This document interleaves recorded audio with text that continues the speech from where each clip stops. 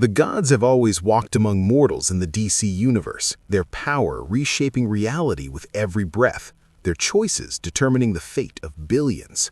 But even gods can be surprised when the stars themselves tear open and warriors from beyond the known multiverse crash into their realm.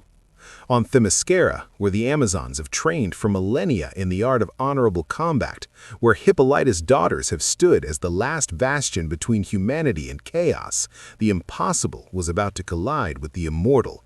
And Diana Prince, Wonder Woman, champion of the Amazons, daughter of Zeus, member of the Trinity, would discover that warrior cultures across the multiverse shared more than just a love of battle. They shared the eternal question: what does it mean to die well? The dimensional rift opened like a wound in reality itself, subspace energies tearing through the protective barriers that the Greek gods had woven around Themyscira for 3,000 years. Alarms that had been silent since the last incursion of Ares' forces screamed across the island. Diana was in the training arena, sparring with her sister Amazons, when the sky above Paradise Island split with emerald fire and a massive metallic vessel, angular, predatory, covered in unknown script, plummeted through the breach.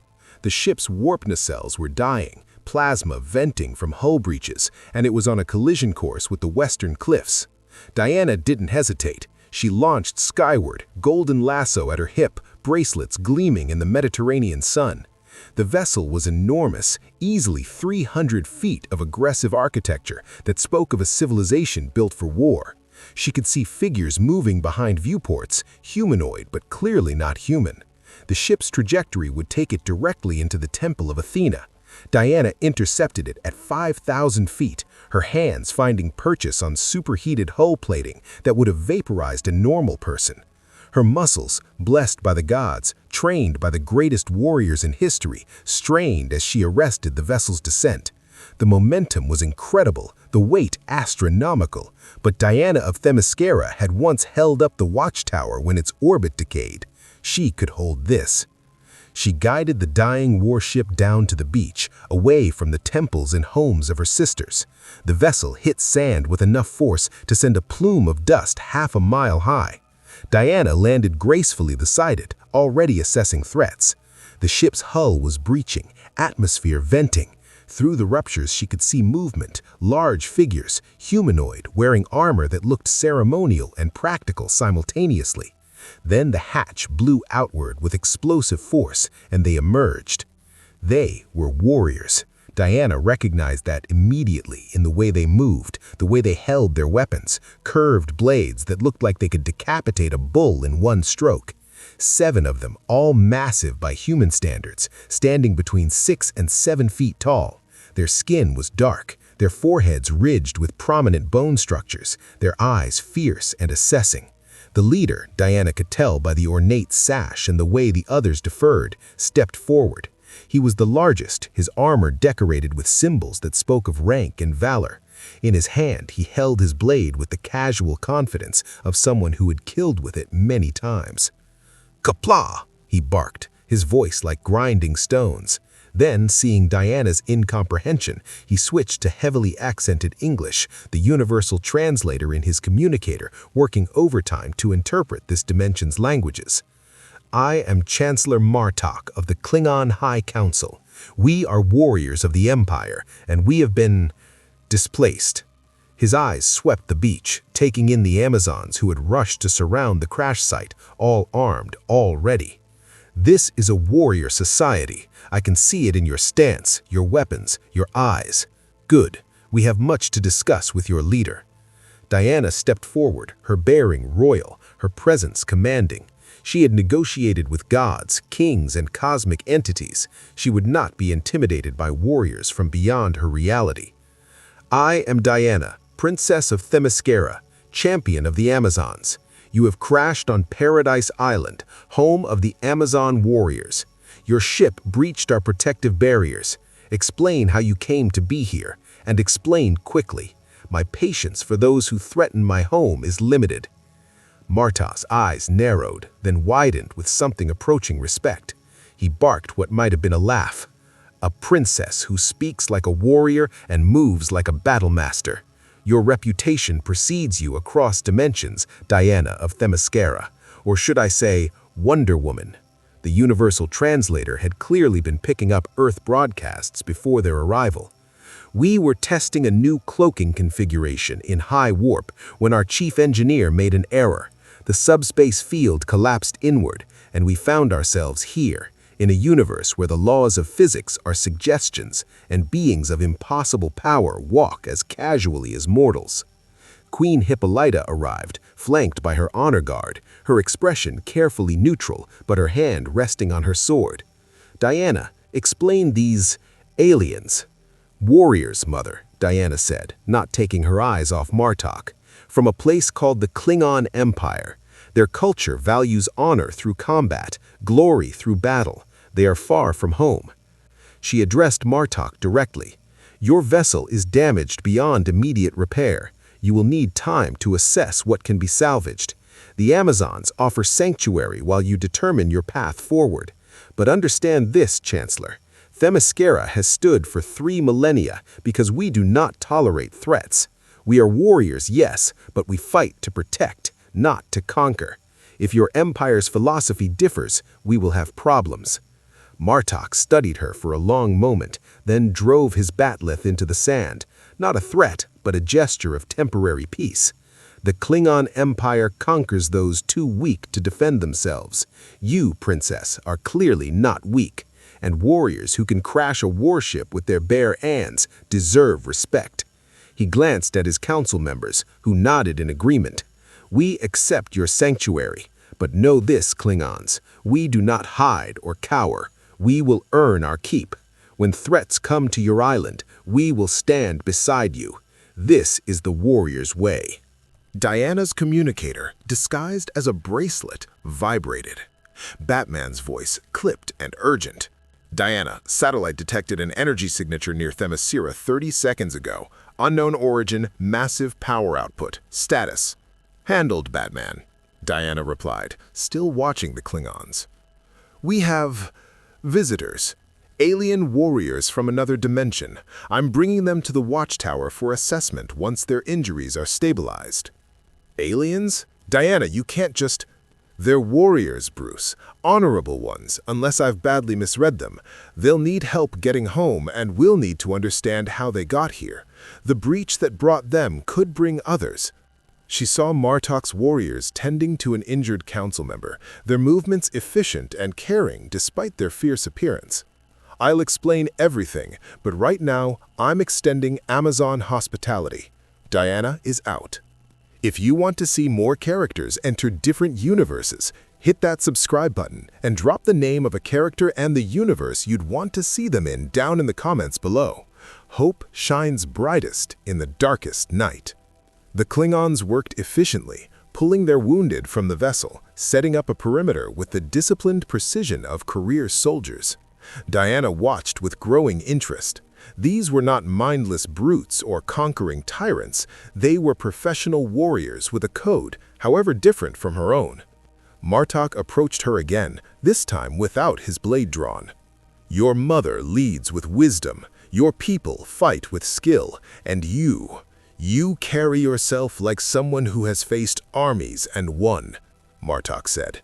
In Klingon culture, such warriors are challenged to prove their worth. It is how we show respect. I would request the honor of facing you in combat, Princess. Not to the death, he added quickly, seeing the Amazon guards tense, but to first blood or submission, so that I may measure the warriors of this dimension against the warriors of mine. Diana smiled slightly, the expression of someone who had been challenged countless times and found the ritual tedious but understandable. You wish to test me, Chancellor. Very well, but know that I have fought gods, demons, and the armies of Apocalypse. I have stood against Ares himself and emerged victorious. I do not fight for glory or bragging rights. I fight because someone must stand between the innocent and those who would harm them. She began removing her royal sash, preparing for combat.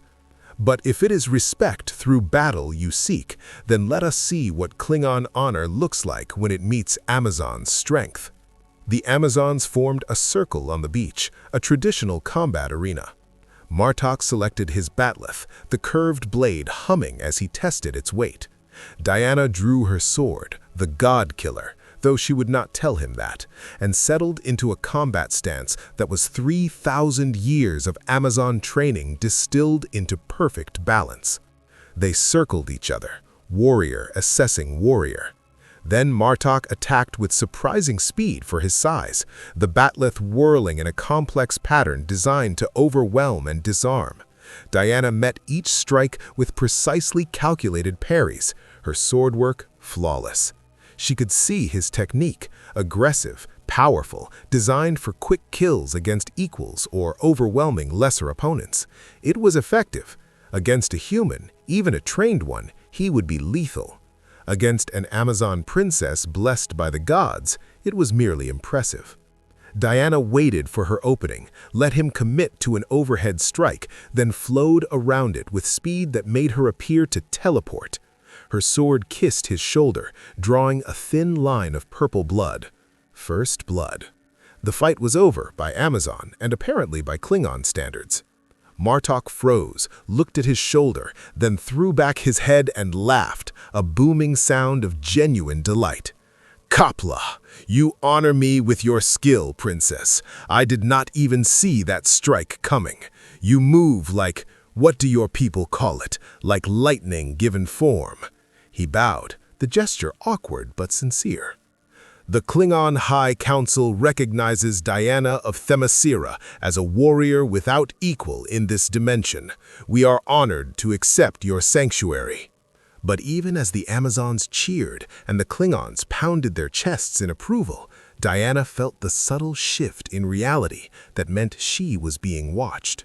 Somewhere, someone had noticed the arrival of these warriors. And in a universe where Lex Luthor sought weapons against Superman, where Darkseid hungered for new soldiers, and where Batman prepared contingencies for everything, 7 Klingon warriors with advanced technology and a culture built on honor through combat would not be noticed for long. The game had begun, and Diana would need all her diplomatic skills to navigate what came next.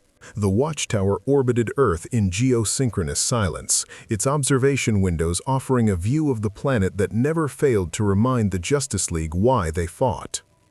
Inside the main conference room, 7 Klingon warriors stood at attention while the Trinity assessed them with varying degrees of concern. Superman's expression was cautiously optimistic, his natural inclination toward hope warring with his responsibility to protect Earth. Batman stood in the shadows, already running threat assessments through the Bat-computer, his cowl's white lenses fixed on Martok with unwavering intensity. And Diana stood between them, literally and figuratively, the bridge between 2 warrior cultures separated by dimensions and philosophy. "Let me understand this correctly," Batman said, his voice gravelly and skeptical. "Your empire spans multiple star systems. You value honor through combat. Your technology includes faster-than-light travel, energy weapons, and cloaking devices. And you arrived here through an accident involving experimental technology that tore a hole between dimensions." He leaned forward slightly, the gesture somehow menacing despite the minimal movement. "That's the official story?" Martok met Batman's gaze without flinching, recognizing a fellow predator. "You doubt our word, human? In Klingon culture, to lie about one's arrival is to forfeit honor. We are warriors, not spies or infiltrators. Our chief engineer's incompetence nearly killed us all. He has already been disciplined." The way he said disciplined suggested permanent consequences. "We seek only to repair our vessel and return to our dimension before the High Council declares us dead and our houses fall into disarray." Superman floated slightly off the ground, his cape settling around him like a red shadow. His X-ray vision had already confirmed the Klingons were biological, not robotic infiltrators or shapeshifters. Their physiology was fascinating: dual cardiovascular systems, redundant organs, skeletal structure reinforced with what appeared to be natural cartilage denser than human bone. They were built for combat from the genetic level up. Chancellor Martok, I appreciate your directness, but you have to understand our position. Earth has been invaded multiple times by alien forces. Darkside, Brainiac, Zod. We've learned to be cautious with visitors from other worlds. His tone softened slightly. Diana vouches for you, and I trust her judgment, but we need to know more about your culture and your intentions while you're here. Superman speaks truth, Diana interjected, her voice carrying the authority of both princess and diplomat. The Klingons have a warrior code, Kal-El, similar to the Amazons in many ways. They value honor, courage in battle, and loyalty to their people, but their philosophy differs in one crucial aspect. She turned to Martok. Explain to them what it means to die well in Klingon culture. Martok straightened, his chest expanding with pride.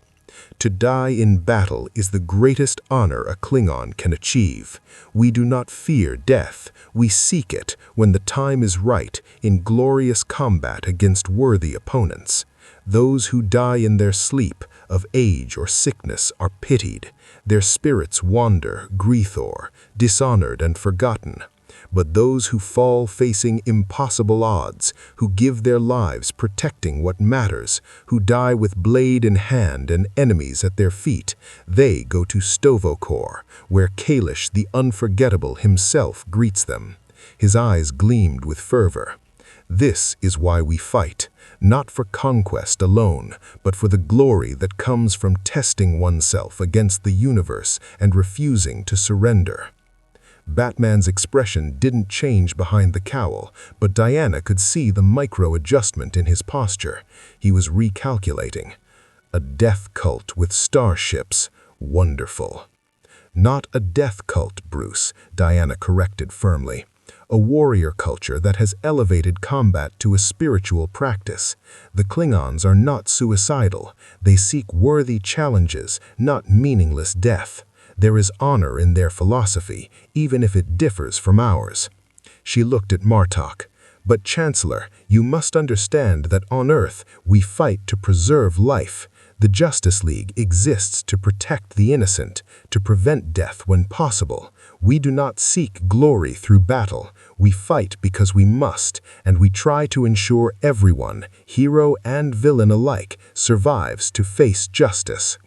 Martok snorted, the sound carrying both amusement and skepticism. A warrior philosophy that seeks to avoid killing. How do you strike fear into your enemies if they know you will not end them? Superman said simply, by being stronger than them, by showing them that even with all my power, I choose mercy. That's a different kind of strength, Chancellor, one that requires more discipline than killing ever could. Before Martok could respond, the watchtower alarm screamed. Cyborg's holographic display materialized in the center of the room, showing a massive energy signature approaching from the Pacific. The image resolved into something that even the Klingons stepped back in surprise. A boom tube, the signature transportation method of the new gods, opening 5 miles off the coast of Metropolis. But instead of Darkseid's forces, what emerged was a single sleek aircraft bearing a very familiar logo. LexCorp.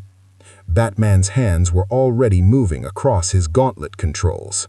Lex, of course. He detected the dimensional breach when the Klingons arrived. Now he wants to make contact before we can establish protocols. The communication channel opened without permission, because Lex Luthor didn't ask for permission.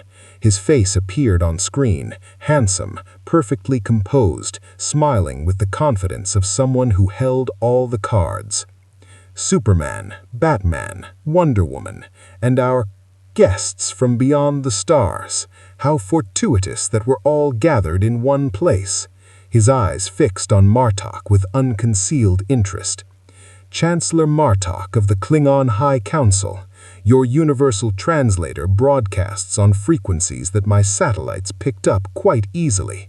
I've spent the last 3 hours analyzing your language patterns, your technology signatures, and your cultural database fragments. Fascinating people, the Klingons. Warriors who conquered their homeworld, united under a single empire, and spread across the stars seeking glory and territory. Lex, whatever you're planning, Superman started. Planning? I'm offering assistance, Kal-El. Humanitarian aid for stranded travelers. Chancellor Martok, your vessel is damaged beyond your ability to repair with available resources. The subspace breach that brought you here destabilized dimensional barriers in ways you don't understand, but I do. I've been studying interdimensional physics since the crisis events. LexCorp has the technology to potentially repair your warp drive and the theoretical framework to reopen a stable passage to your home dimension. Martok's expression shifted to intense interest. You could send us home, return us to the Empire before our absence causes political chaos? His hand moved to his communicator. What do you want in return, Lex Luthor? No warrior offers such aid without expecting something of value. Smart man, Lex purred. I want information, technology exchange, cultural database access. Your people have solved problems of faster-than-light travel in ways that differ from our own theoretical models. I want to learn, and in exchange, I'll give you what the Justice League cannot. A way home that doesn't depend on Superman's Boy Scout morality or Batman's paranoid restrictions. Batman's growl was audible even without the voice modulator. He's lying. Whatever he's offering comes with strings that will strangle you. Lex doesn't do anything that doesn't benefit Lex. Is that so different from the Klingon way? Lex countered smoothly. Every transaction is a negotiation. Every alliance is temporary. Every peace is simply preparation for the next war. Chancellor Martok understands this. He's a politician as much as a warrior. He didn't reach the High Council by trusting everyone who offered help. His expression hardened slightly. Unlike the Justice League, I don't pretend to be motivated by pure altruism.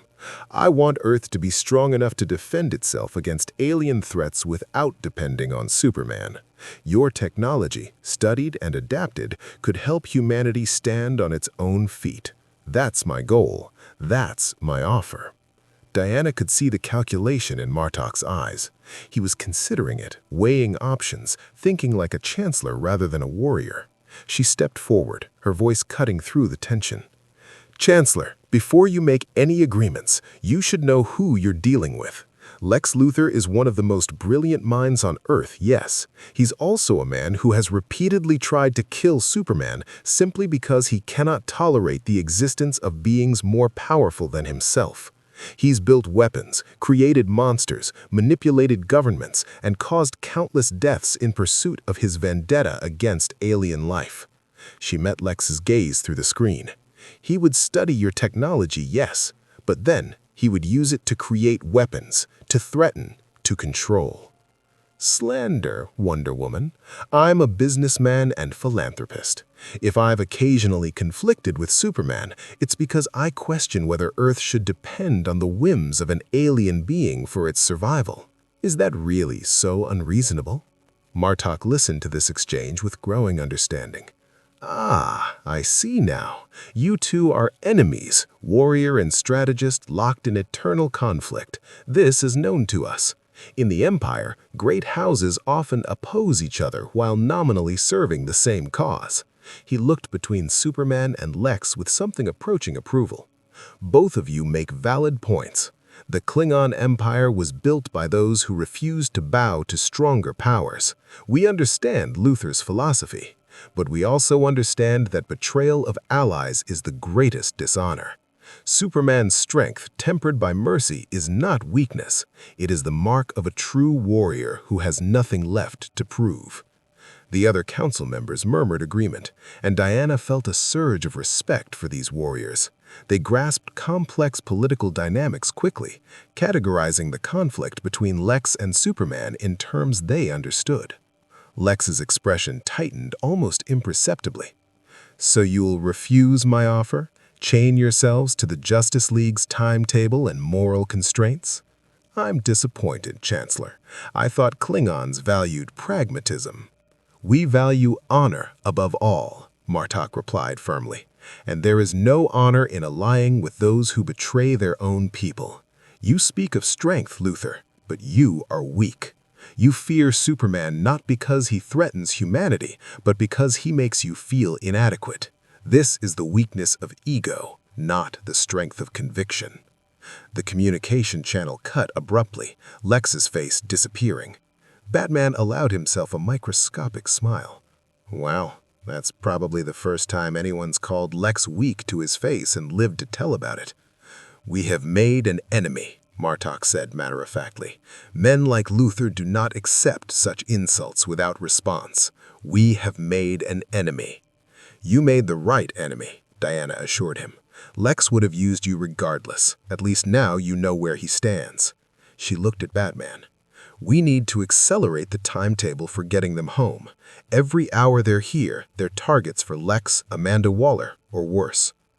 "Agreed. I'll contact the Atom and Mr. Terrific. Between their physics expertise and the Klingon engineering specifications, we might be able to cobble together a dimensional gateway, but it'll take time." Superman descended to ground level, his expression troubled. "There's another problem. The dimensional breach weakened the barriers between realities. I can hear it, a frequency that shouldn't exist, like reality itself is groaning under strain. Whatever brought the Klingons here might have created an opening for other things to cross over. We need to investigate the original breach site." Martok's communicator beeped urgently. He tapped it, and one of his warriors spoke in rapid Klingon. Martok's face darkened. "Princess Diana, your instincts were correct. My ship's sensors, still functional despite the crash, have detected movement near Themyscira. Multiple contacts, technological signatures, attempting to breach your island's protective barriers.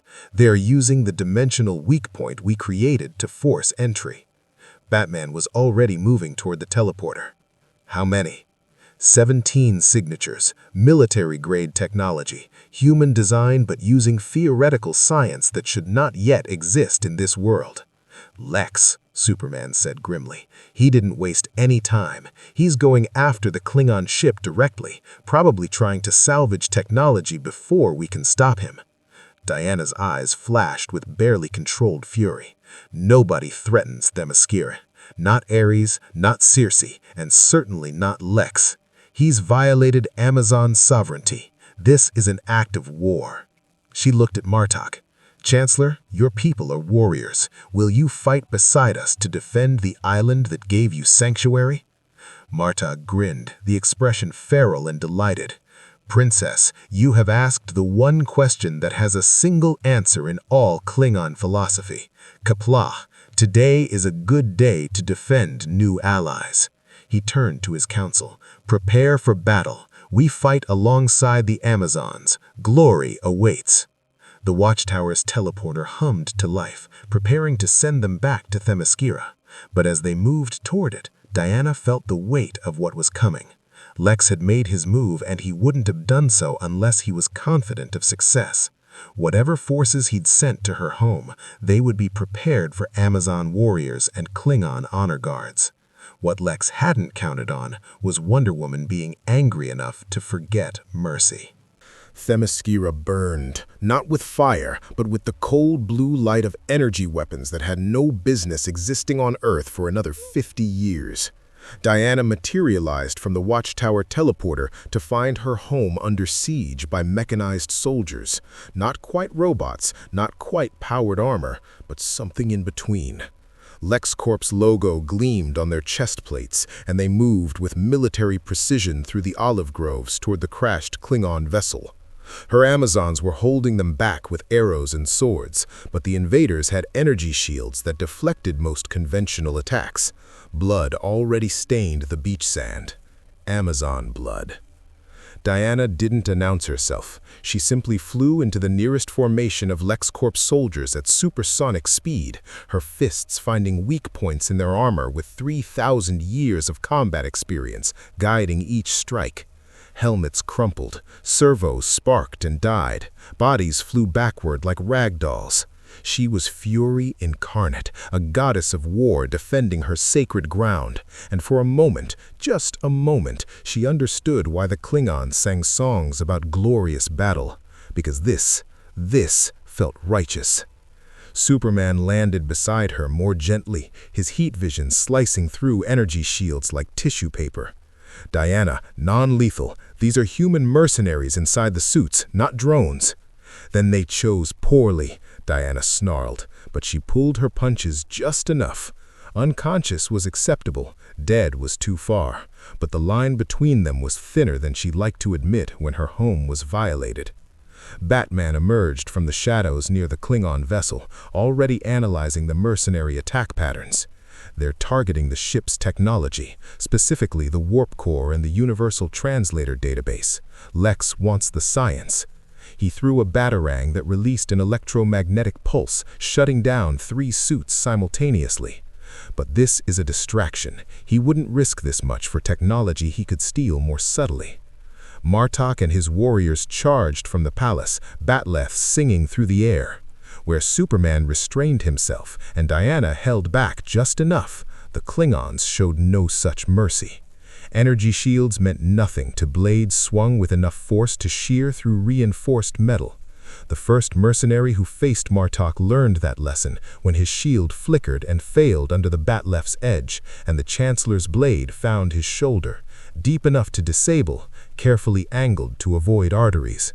Even in fury, Martok remembered they were defending Diana's home, and Diana had asked them to show restraint. "This is inadequate opposition for Luthor's resources," Martok shouted over the battle, parrying an energy blast with his blade, the weapon's metal composition somehow redirecting the beam into the ground. "He tests our responses, while his true strike comes from elsewhere." Batman's cowl snapped toward the palace. "He's right, this is reconnaissance in force. Lex is—" The bat computer in his cowl screamed warnings.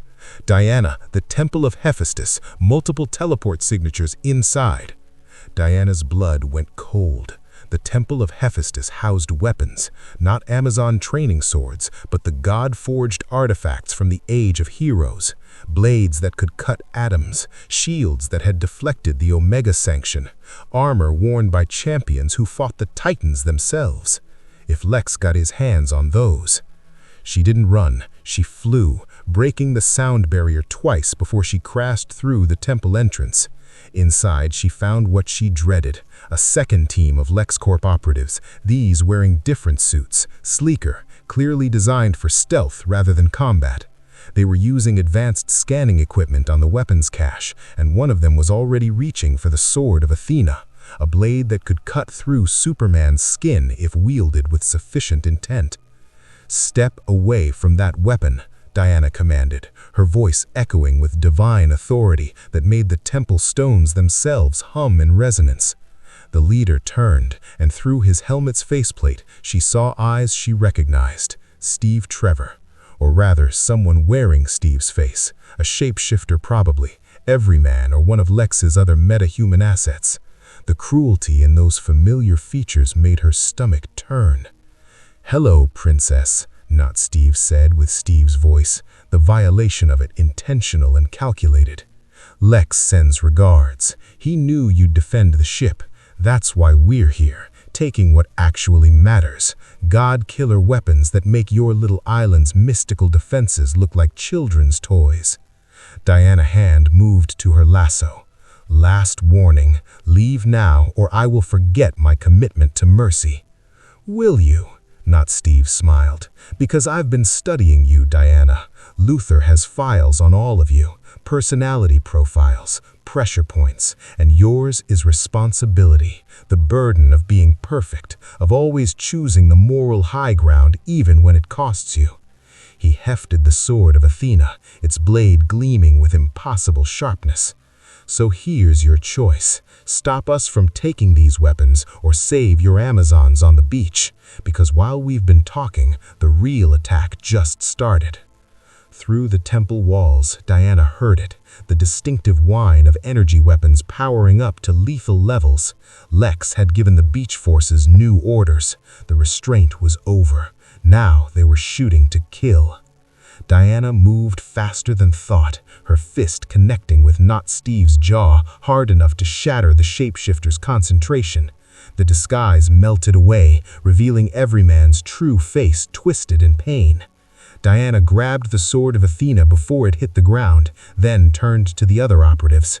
You have 3 seconds to teleport away before I start treating you like the threats you are. 1, 2. They vanished, their escape coordinates pre-programmed, abandoning Everyman to his fate. Diana grabbed the shapeshifter by his collar, activating her communicator. Bruce, I have one of Lex's metahumans. The temple is secure, but they got scans of everything. He'll be able to replicate. Diana, the beach. Superman's voice was strained in a way she rarely heard. They're using some kind of red sun generator. It's weakening me, and they've escalated to lethal force. I need... Diana threw Everyman against the temple wall hard enough to stun him, then exploded back into the sky. What she saw made her blood boil. A massive device had materialized in the center of the LexCorp forces, clearly teleported in, probably from a satellite, and it was projecting a red field that covered half the beach. Superman was grounded, still powerful, but visibly struggling, his movements sluggish. The mercenaries had switched to armor-piercing rounds and concentrated energy beams. An Amazon warrior fell as Diana watched, her shoulder burning from a plasma hit. And the Klingons were singing, actually singing, their voices raised in something between a war cry and a funeral dirge, charging directly into the concentrated fire with batlefs raised and absolute fearlessness in their eyes. Diana understood in that moment what Martok had tried to explain. This was their joy, their spiritual practice, the moment when death could find them in glorious combat. They were not suicidal. They were fully, terrifyingly alive. Martok took 3 energy blasts to his chest armor, the impacts driving him backward, but he kept coming.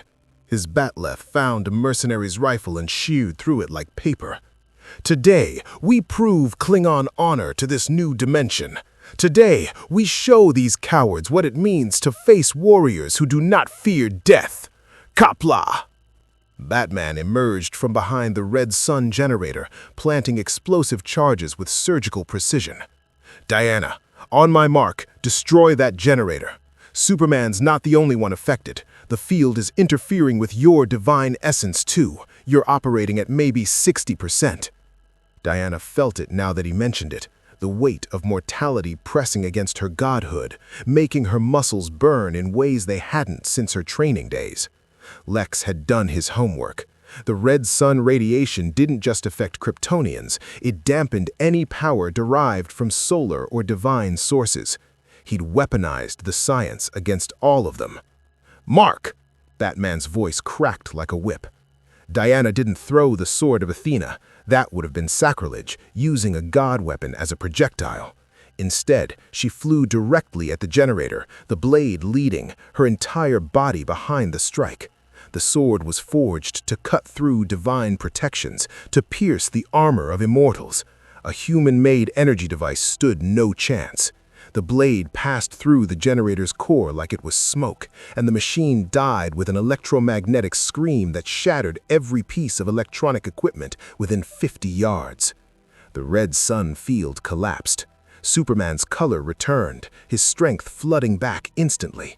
He was airborne in a heartbeat, disarming mercenaries with such speed they didn't even see him move.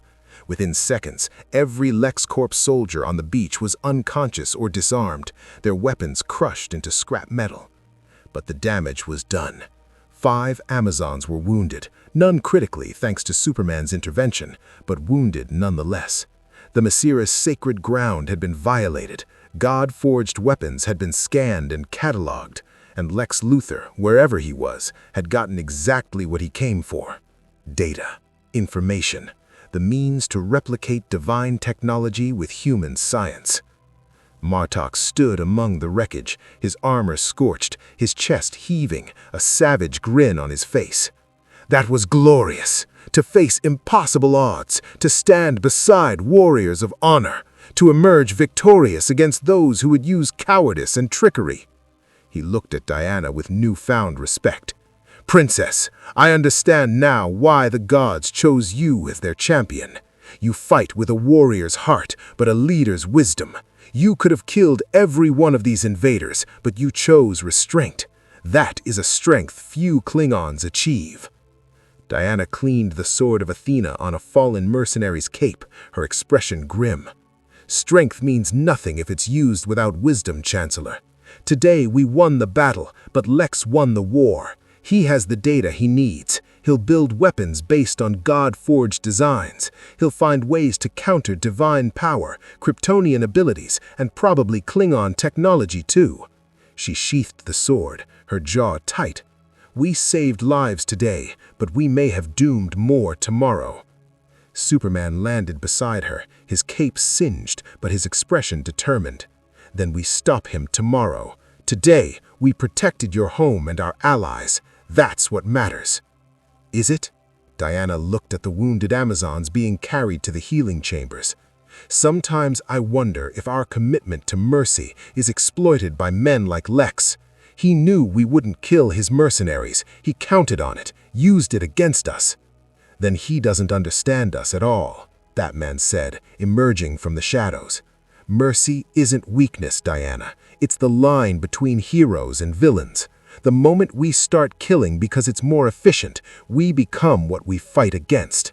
He held up a memory drive. And while you were stopping the generator, I pulled the data from their scanning equipment before they could transmit it. They got scans, yes, but incomplete ones, fragments. Lex will know something about your weapons, but not enough to replicate them fully. Martok laughed, the sound booming across the beach. You are a sneaky Patak, Batman. You fight without honor, but with such effectiveness that honor becomes irrelevant.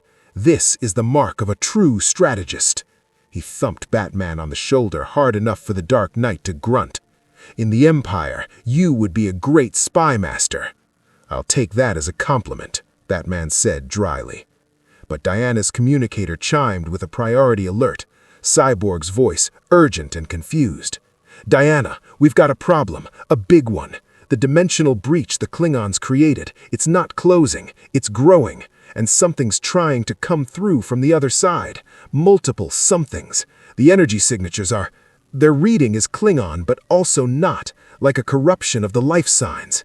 Diana, I think we accidentally opened a door to a Klingon hell dimension. Martok's expression shifted from triumphant to horrified in an instant. Fekler, he breathed, the word carrying the weight of ancient fear. The guardian of Greythor. If the dimensional breach connected to the realm of the dishonored dead, if we opened a path for the damned to escape. He looked at Diana with something approaching terror, an emotion she wouldn't have thought him capable of. Princess, Klingon hell is not a metaphor. It is a real place, a dimension of eternal suffering where dishonored souls face judgment. If Fekler and his minions cross into this reality, they will harvest souls, not just Klingon, but all they find unworthy. And unlike your demons, ours cannot be banished with holy symbols or prayers. They must be fought, and even victory against them brings only reprieve. Superman's enhanced hearing picked up something in the distance, a low, guttural roar that shouldn't exist in any natural throat. How temporary. Until they return with greater numbers, Martok said grimly. We have opened a door that should have remained sealed, and now we must pay the price in blood and battle. This is our fault, our dishonor. We will face it.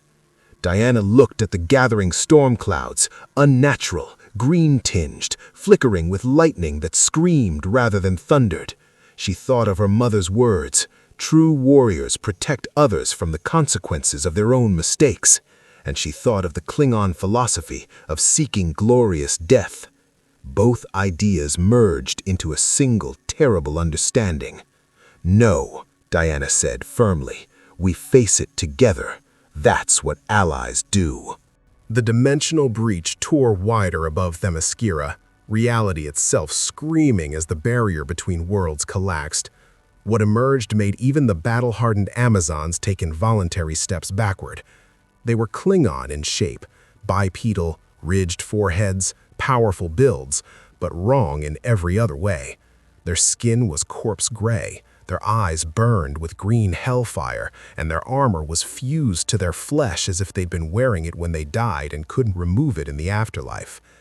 They carried weapons that looked like batleths corrupted by centuries of torment, the blades weeping a substance that hissed and smoked when it hit the ground. And at the center of the breach, something massive stirred.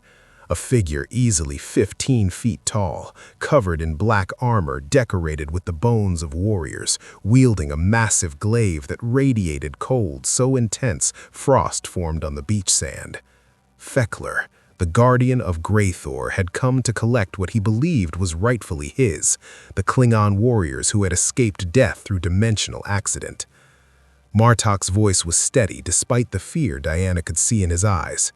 In Klingon belief, those who die without honor go to Greythor to face Fekler's judgment. He decides if they can redeem themselves through eternal combat or if they are condemned to serve him as mindless warriors. These, he gestured to the damned souls pouring through the breach, were once Klingons who died in shame. Cowards, betrayers, those who murdered kin or broke sacred oaths. Now they serve Fekler, harvesting more souls to join their ranks. "Wonderful," Batman muttered, already analyzing the creature's movement patterns. "An army of space Vikings from hell. This dimension just keeps getting better." Superman hovered above the beach, his cape billowing in the unnatural wind that poured from the breach. "They're living beings, not spirits. I can hear heartbeats, slow but present, which means they can be stopped with physical force." He looked at Diana. "But how do we close the breach without trapping innocent people on either side?" Diana was about to answer when Fekler's voice boomed across the beach, speaking in Klingon that her divine gift of tongues translated instantly. "Martok, Chancellor of the High Council, you have escaped the death that was your destiny. The breach in reality revealed to me your survival, and I have come to claim what is mine." The demon's gaze swept across the assembled heroes and Amazons. "And I see you have made allies among the weak, those who fear death, who cling to life like cowards. How the mighty have fallen." Martok stepped forward, his batleth raised in challenge. "I am not dead, Fekler. I live, and I have found honor in this dimension. These warriors fight to protect the innocent, to stand against overwhelming darkness. There is more honor in their restraint than in all of Greythor's endless battles." "Honor." Fekler's laugh was like grinding metal. "You speak to me of honor while standing beside those who refuse to kill their enemies, who spare the weak and the corrupt, who allows villains to live to threaten again." He pointed his glaive at Diana. This one could have slaughtered Luther's mercenaries with a thought, yet she held back. This is not honor. This is weakness masquerading as virtue. Diana felt something cold settle in her chest, because part of her, the part that had watched her Amazons bleed, the part that remembered every time the Joker escaped to kill again, the part that understood why in Justice Superman had snapped, that part wondered if Fekla was right. But she pushed it down, buried it beneath 3,000 years of Amazon philosophy. "You're wrong," Diana said, her voice carrying across the beach with divine authority. "True strength is knowing you could end a life and choosing not to. Any fool can kill. It takes a warrior to show mercy. That's what separates heroes from monsters like you." "Then die a hero's death," Fekler roared, and the damned Klingons charged. The battle that followed would be spoken of in hushed tones in both Amazon and Klingon legend for generations. Diana met the first wave with the sword of Athena, its divine edge cutting through corrupted batleths and sending damned warriors back to Greythor with each strike. Superman moved like lightning, his speed and strength overwhelming the hellish army, but his face was grim. He could hear their hearts, their pain, the eternal suffering that drove them. These were victims as much as monsters. Batman fought with his usual efficiency, batarangs and martial arts keeping the creatures at bay. But Diana could see the calculation in his movements. He was studying Fekler, looking for weaknesses, analyzing the dimensional breach's energy patterns, always thinking 3 steps ahead. The Amazons formed a phalanx, their shields locked, their spears striking with precision born of millennia of training. They sang battle hymns to Athena and Ares, invoking divine protection against the unholy army. And beside them, Martok's Klingons fought with renewed purpose, their earlier joy in combat transformed into grim determination. They were fighting their own cultural nightmare, facing the ultimate judgment of their society. But Fekler himself was beyond any of them individually. When Superman flew at the Demon Lord, Fekler's blade moved with impossible speed, catching the Man of Steel in the chest and sending him crashing into the palace wall. The weapon's touch left frost burns on Superman's suit. It wasn't just cold, it was the absolute zero of death itself, the eternal chill of the grave. Diana engaged next, her sword meeting Fekler's glaive in a clash that sent shockwaves across the beach. For 30 seconds, they traded blows faster than mortal eyes could follow. God-blessed Amazon princess against the guardian of Klingon hell. Diana's arms ached with each parry, her divine strength tested against something that had existed since the first Klingon died in dishonor. "You are strong, Amazon," Fekler acknowledged, his burning eyes fixed on her. "But you are not Klingon. You do not understand what I represent. I am not evil. I am justice. I punish the dishonorable and redeem the worthy. Without me, without the fear of Greythor, Klingon warriors would have no reason to maintain their code. I am necessary." Diana's sword found an opening, slicing across Fekler's armor. Black ichor bled from the wound, but the demon barely flinched. "Necessary evil is still evil," Diana snarled, "and I've spent 3,000 years fighting things that claimed necessity for justification for cruelty." Martok's voice cut through the battle. "Princess, the breach, it feeds on conflict. Every drop of blood spilled, every death makes it stronger. We must stop fighting and close the portal." But how could they stop fighting when an army of the damned was trying to kill them? Diana saw the trap now. Fekler didn't need to win. He just needed the battle to continue long enough for the breach to stabilize permanently. Then Greythor would have a permanent doorway to this dimension, harvesting souls for eternity. Batman's voice came through her communicator, barely audible over the chaos. "Diana, I've analyzed the breach structure. It's held open by Fekler's presence. He's acting as an anchor between dimensions. If we force him back through and sever his connection, the breach should collapse. But you'll need to get him close to the portal, and someone will have to go through with him to ensure he stays on the other side long enough for the seal to hold." "A suicide mission," Diana said flatly. "Or close to it. Whoever goes through would have maybe 10 seconds to get back before the breach seals, and that's assuming Fekler doesn't kill them immediately." Diana looked at Martok, saw him reaching the same conclusion she had. This was his fault. His people's dimensional accident had opened the door. Klingon honor would demand he be the one to fix it, to face Greythor personally and ensure Fekler returned to his realm. It would be glorious. It would be heroic. It would be exactly the kind of death Klingon culture celebrated. It would also be exactly what Fekler wanted: more souls to harvest, more warriors to add to his army. Martok's death would solve nothing. "No," Diana said firmly. "Bruce, how much time does the person need to survive on the other side?" 10 seconds minimum. 15 to be safe. Diana smiled grimly. She'd once held her breath in the vacuum of space for 30 seconds. She'd survived the heat of the sun's corona. She was the daughter of Zeus, blessed by gods older than most dimensions. If anyone could survive 15 seconds in Klingon hell, it was her. "Diana, whatever you're thinking," Superman started, but she was already moving. She flew at Fekler with every ounce of speed she possessed, her shoulder driving into his chest like a battering ram. The impact would have killed a normal being. It barely moved Fekler, but it got his attention. Diana wrapped her golden lasso around his torso, the lasso of truth, unbreakable by any force in this or any dimension, and channeled every bit of her divine strength into flight. "You want souls to harvest?" Diana shouted as she dragged Fekler backward toward the breach. "Then try to take mine!" Fekler's eyes widened with something that might have been respect as he realized her plan.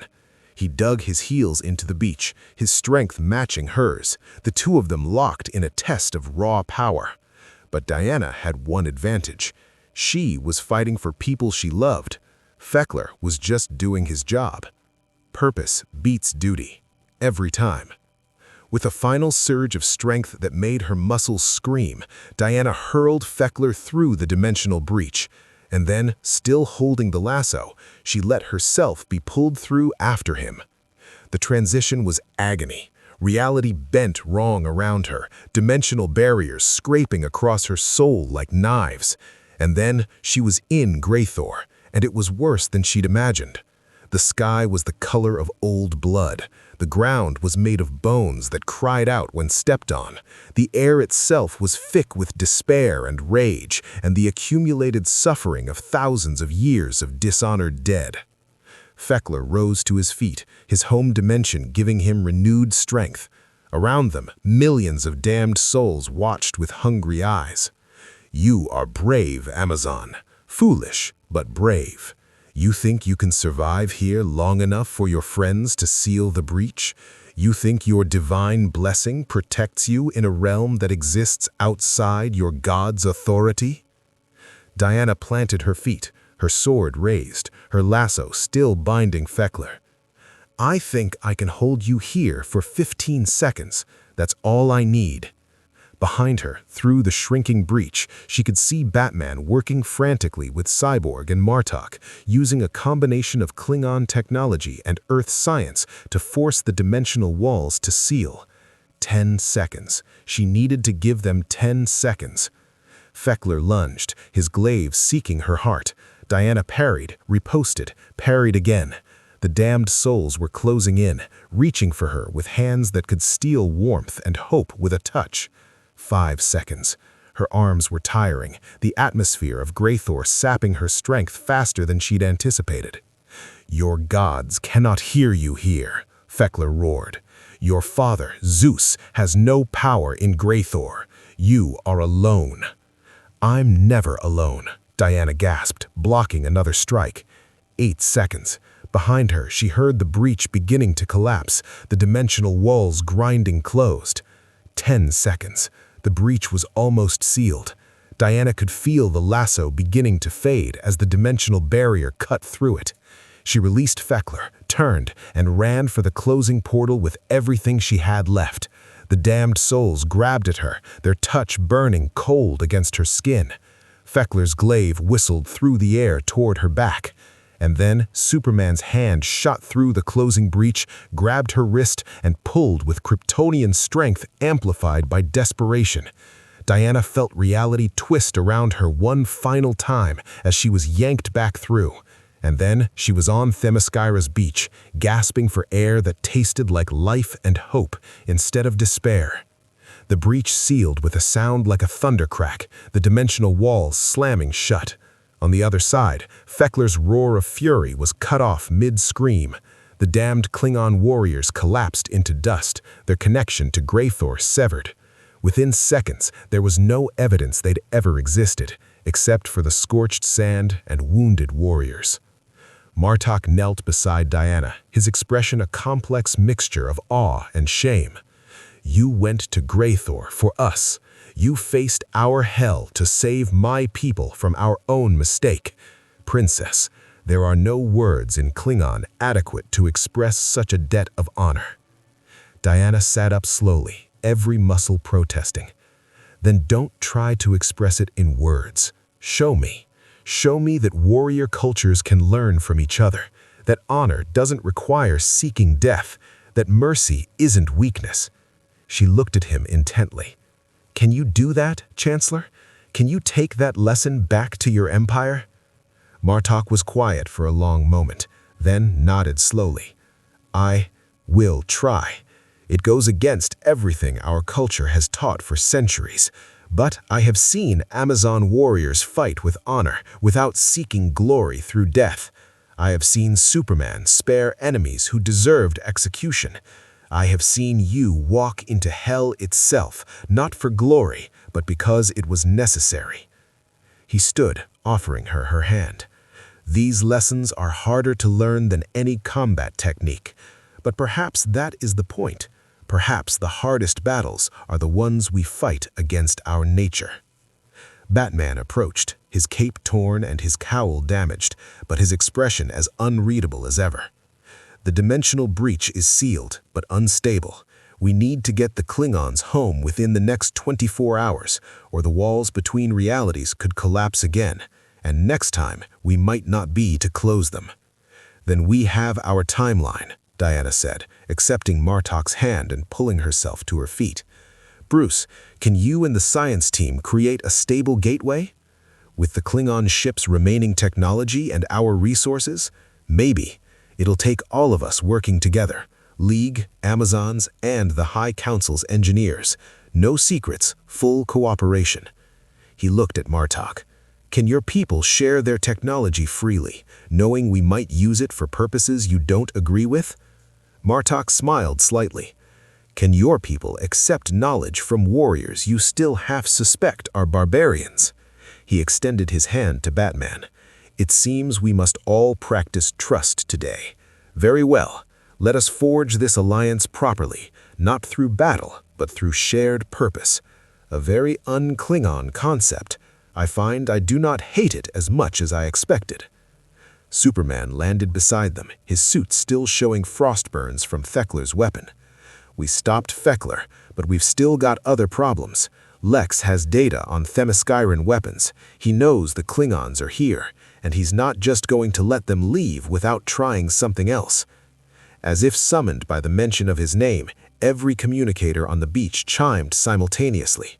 When Diana answered hers, Lex Luthor's face appeared, his expression carefully neutral, but his eyes gleaming with calculation. "Quite a show, Wonder Woman. I've been monitoring the dimensional breach from orbit. Impressive work sealing it.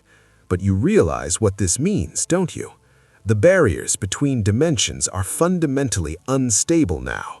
More breaches will occur, more visitors will arrive, some friendly like your Klingon friends, some less so." His smile was cold. "Earth needs to be prepared. Earth needs weapons, technology, and whether you like it or not, I'm the only one with the resources and will to create those defenses. So here's my final offer. Help me develop the technology to protect this planet from interdimensional threats, or stand aside and let me do it alone. Those are your options." Diana looked at Superman, at Batman, at Martok and the assembled warriors from 2 dimensions who had fought side by side. She thought about mercy and strength, about honor and pragmatism, about the thin line between protection and control that Lex was always trying to cross. "We'll find a third option," Diana said firmly. "We always do."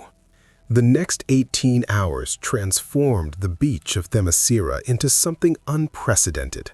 A fusion of Amazon craftsmanship, Klingon engineering, and Justice League technology that represented the best of 3 warrior cultures working toward a single purpose. Diana watched from the palace steps as Cyborg interfaced with the Klingon ship's remaining systems while Martok's chief engineer, recovered from his injuries and appropriately chastened, explained the intricacies of subspace field generation.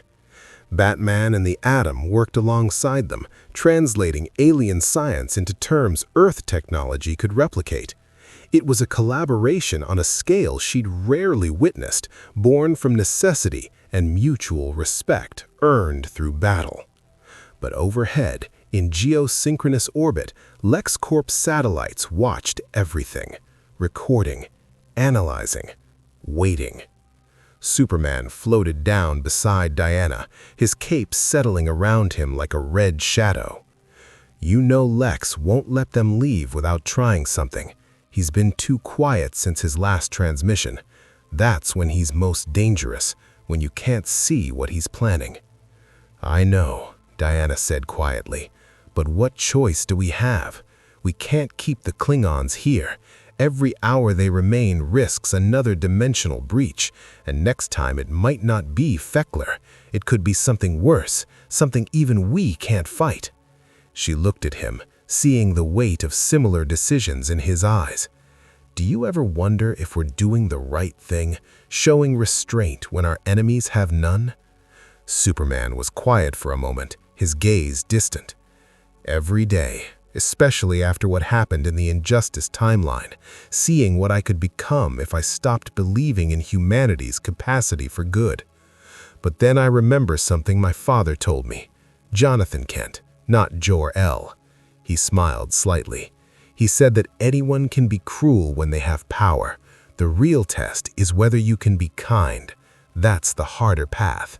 That's what separates heroes from tyrants. Martok is beginning to understand that, Diana observed.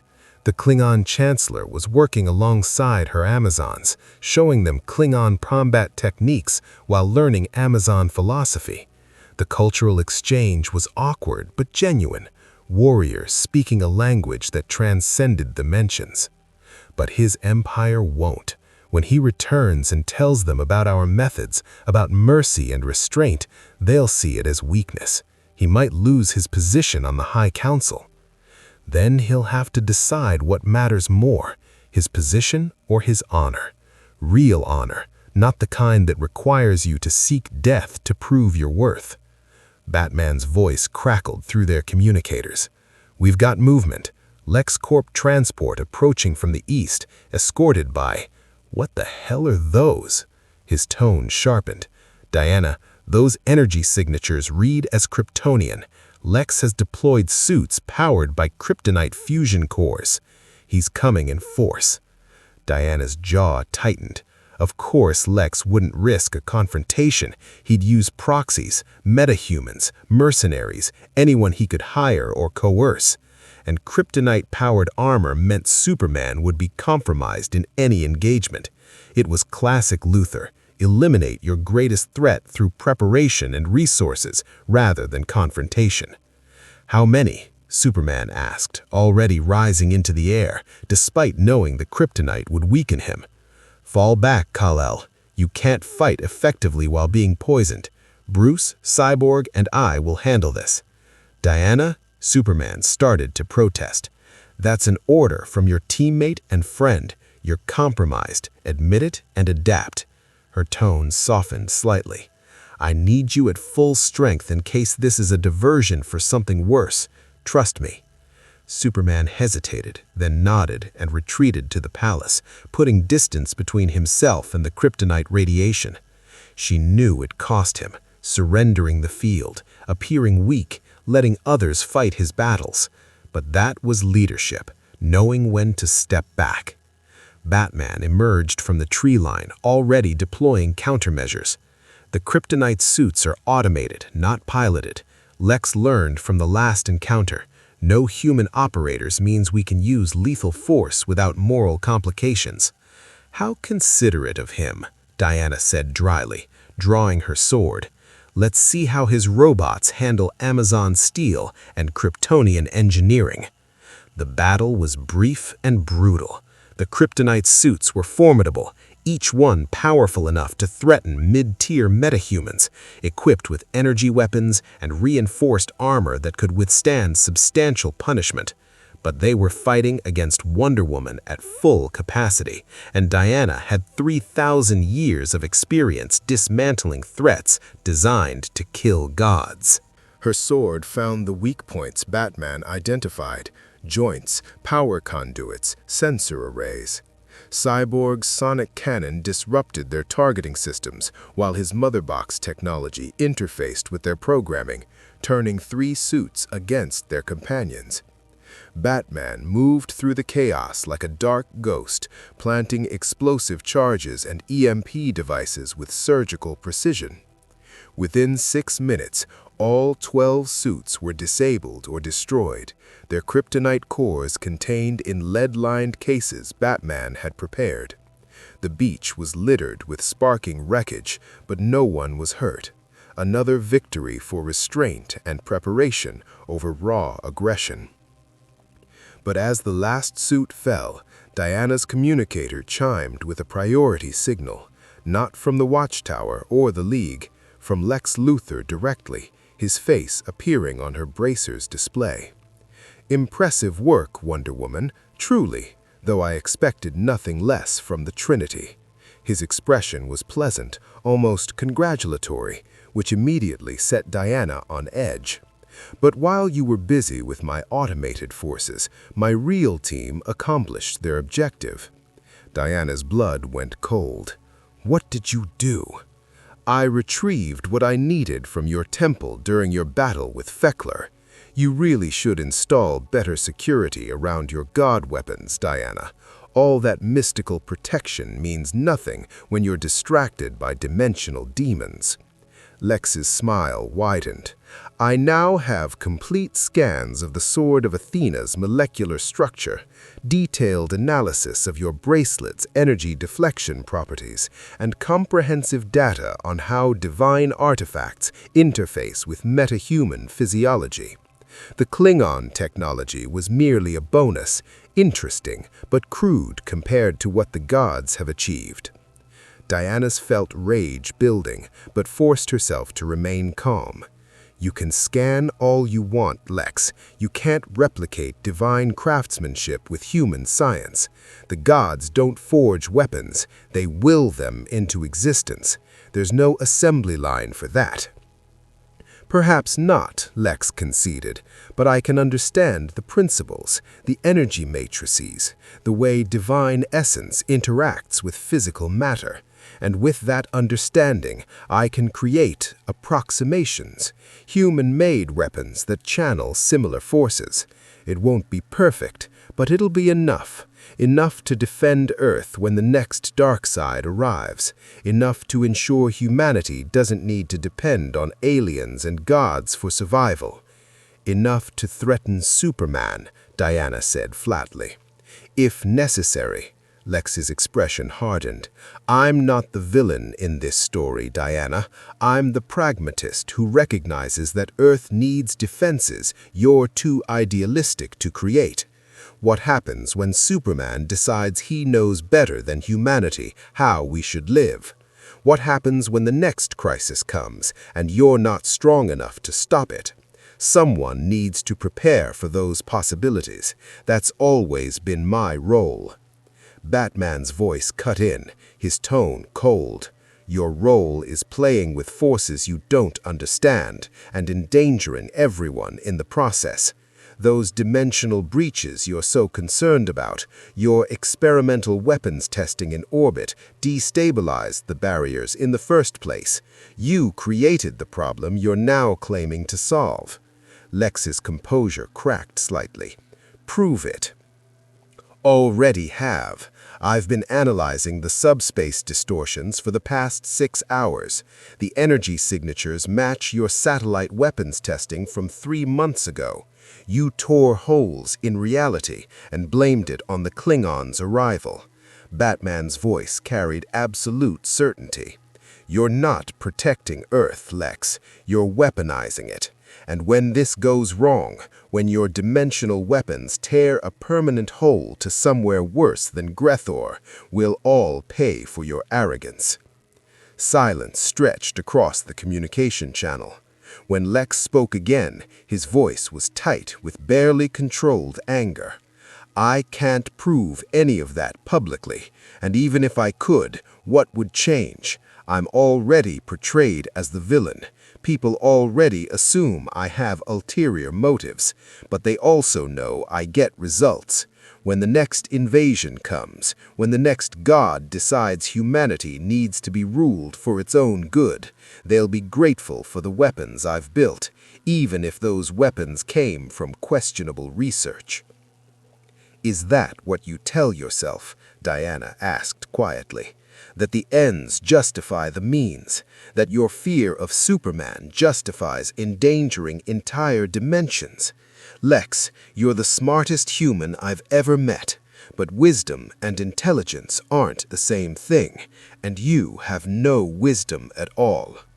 The communication cut off abruptly. Diana stood among the wreckage of the kryptonite suits, feeling hollow despite their victory. They'd stopped Lex's immediate attack, but he'd already won the war. He had the data, he had the scans, and he would use them to build weapons that would eventually threaten everyone she cared about. Martok approached, his expression troubled. "The gateway is complete. We can depart within the hour. But, Princess, we are leaving you to face Luther's consequences alone. This seems dishonorable. We should remain and help you combat this threat." "Your remaining would accomplish nothing except giving Lex more targets," Diana said, though she appreciated the offer. "You need to return to your empire, Chancellor, and you need to tell them what you've learned here, about mercy, about strength through restraint, about the difference between dying well and living honorably." "They will not listen," Martok said heavily. "The High Council values tradition above wisdom. They will see your methods as weakness. Then you'll have to convince them otherwise, not through combat or glory, but through patient argument and leading by example." Diana smiled slightly. "That's the harder battle, Chancellor, the one that requires true courage. Are you warrior enough to fight it?" Martok was quiet for a long moment, then laughed, the sound carrying both respect and resignation. "You are a dangerous woman, Princess Diana. You make the hardest paths sound like the only honorable choices. Very well, I will attempt to bring Amazon wisdom to the Klingon Empire. I expect I will be laughed out of the High Council chambers, but perhaps that is the point. Perhaps the greatest battles are the ones we are certain to lose, but fight anyway because they need fighting." "Now you're beginning to understand," Diana said warmly. The next hour was a flurry of final preparations. The Klingon ship's remaining power was channeled into the dimensional gateway device, a hybrid creation of Amazon mysticism, League technology, and Klingon engineering that looked like it shouldn't work, but somehow did. The gateway opened above the beach, a stable portal showing the familiar stars of the Klingons' home universe. Martok and his council boarded their damaged vessel, its engines barely functional, but sufficient for the short journey through the gateway. The Chancellor stood at the airlock one final time, looking down at Diana and the assembled Amazons and heroes. "Princess Diana of Themyscira, Wonder Woman of the Justice League, I name you blood friend to the House of Martok. Should you ever find your way to our dimension, you will be welcomed with the highest honors our empire can bestow. And should we ever return to yours, we will stand beside you against any threat." He raised his fist to his chest in salute. "Kapla, Diana, may you find the victories you seek, even if they are not the ones your enemies expect." "Safe journey, Chancellor," Diana called back. "And remember, the hardest battle is always with yourself. Fight it well." The Klingon ship lifted off, its damaged hull groaning but holding. It passed through the gateway, and for a moment Diana saw the stars of another universe, a place where honor meant something different, where warriors sought glorious death instead of meaningful life, but where they were beginning to question those traditions because of what they'd experienced here. The gateway collapsed behind them, the dimensional barriers sealing properly this time.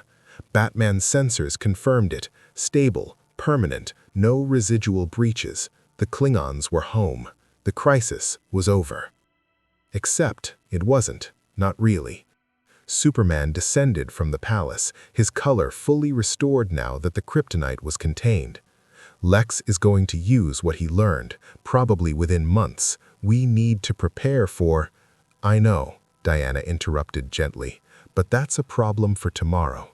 Today, we saved lives. We helped stranded warriors get home. We showed that mercy and strength aren't contradictory. We proved that different warrior cultures can learn from each other. That's worth celebrating, even if greater challenges loom. Batman surprised them both by speaking, his tone almost gentle beneath the gravelly modulation. She's right. We can't fight every battle simultaneously. We do what we can when we can, and trust that we've built something strong enough to withstand what comes next. He looked at Diana, and she saw approval in his eyes, rare and precious. You walked into hell for them, literally. That's going to mean something. Maybe not today, but eventually. Seeds planted in moments like this grow into unexpected solutions later. Diana smiled, feeling the exhaustion of the past day settle into her bones. Philosophical Batman, the crisis must truly be over. Don't get used to it, he said dryly, but there was warmth beneath the words. As the sun set over Themyscira, casting the beach in golden light, Diana stood with her Amazon sisters and her fellow heroes, watching the last traces of the dimensional gateway fade from the sky. Somewhere in another universe, Martok was explaining to a skeptical High Council why mercy wasn't weakness. Somewhere in Metropolis, Lex Luthor was already designing weapons based on stolen divine science. Somewhere in the shadows, new threats were emerging, drawn by the dimensional instability that had briefly connected realities. But here, now, on this beach, where two warrior cultures had met and learned from each other, there was peace. Hard-won, temporary, but real. Queen Hippolyta approached Diana, placing a hand on her shoulder. You did well, daughter. You showed our guests that Amazon philosophy has value beyond our shores, that strength and compassion can coexist, that the warrior's path need not always lead to death. I showed them what you taught me, Mother, that the greatest strength is knowing when not to use your power, that mercy is harder than vengeance, that protecting life matters more than achieving glory. Then perhaps some of that wisdom will take root in their empire, and perhaps when we face our own challenges, we will remember what we learned from them, that sometimes courage means accepting help from unlikely allies. Diana thought about Martok's words, about Fekler's challenge, about the line between hero and tyrant that she walked every day.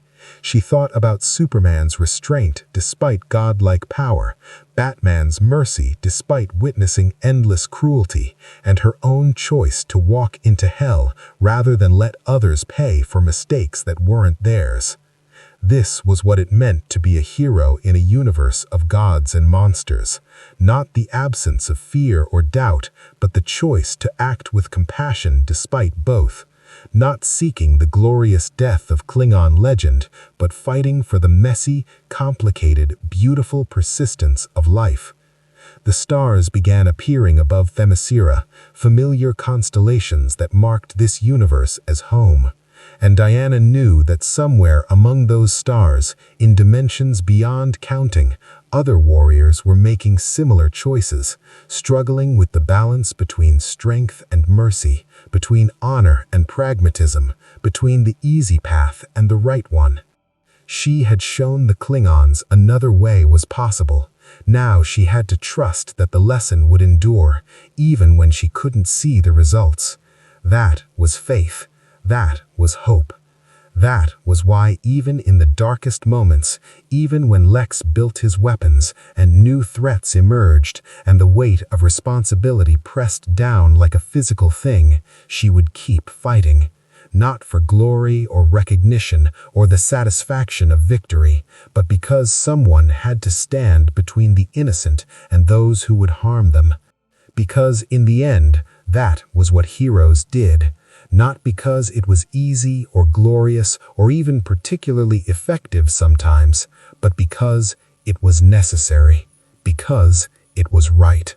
The legacy of the Klingon High Council's visit to Themyscira would ripple across dimensions in ways Diana couldn't predict. Within weeks, reports would reach the Watchtower of changes in Klingon military doctrine, subtle shifts towards preserving life when possible, debates in the council chambers about what true honor meant. Martok was keeping his word, fighting his hardest battle not with blade, but with words. And Lex? His weapons program accelerated, as expected. But Batman and Cyborg worked tirelessly to develop countermeasures, playing the eternal game of arms race and defense. It was exhausting and perhaps futile, but it was also necessary. That was the hero's burden, knowing you couldn't prevent every tragedy, but fighting to minimize them anyway. Superman came to Diana one evening as she stood on Themyscira's cliffs, watching the sunset. "Do you think we did the right thing, helping them get home instead of keeping them here where we could monitor them?" "I think we treated them as allies instead of threats," Diana replied. "And that matters more than controlling every possible outcome. We can't save people by imprisoning them, Kal-El. Not them, not humanity, not anyone. All we can do is show them better options and trust they'll choose wisely. And when they don't, then we face those consequences with the same courage we faced Fekler. Together, without compromising who we are." She smiled at him. "That's what separates us from Lex, from Darkseid, from every tyrant who ever claimed they knew better. We trust people to choose, even when they choose wrong, especially then." The dimensional barriers were stable now, the wounds in reality healed. But Diana knew they'd been changed by contact with another universe. The Amazons had learned Klingon combat techniques. The Justice League had new insights into dimensional physics. And somewhere in the multiverse, warriors from two cultures remembered the day they'd fought side by side against the armies of Hell. That was the real victory, not stopping Lex or closing the breach or even surviving Gethler. It was the connections forged, the understanding gained, the proof that different philosophies could coexist and strengthen each other. As night fell over Themyscira, Diana returned to the palace where her sisters were singing songs of battle and victory. She joined them, her voice adding to the chorus, celebrating not death or glory, but the harder, quieter triumph of choosing mercy when vengeance would have been easier. Because that was the warrior's true path, not seeking death, but protecting life. Not pursuing glory, but doing what was right. Not proving strength through cruelty, but through restraint. The stars wheeled overhead, marking time's passage, and on Themyscira, where gods and mortals had learned from warriors beyond the stars, Diana Prince stood watch, eternal guardian, compassionate warrior, living bridge between the violence civilization required and the mercy it deserved. The multiverse was vast, full of threats and wonders in equal measure. But tonight, in this moment, there was peace. And Diana would defend that peace, as she always had, with sword and compassion both. For in the end, hope wasn't the absence of darkness. It was the choice to kindle light despite the shadows. And that light, however small, would never be extinguished while heroes still drew breath.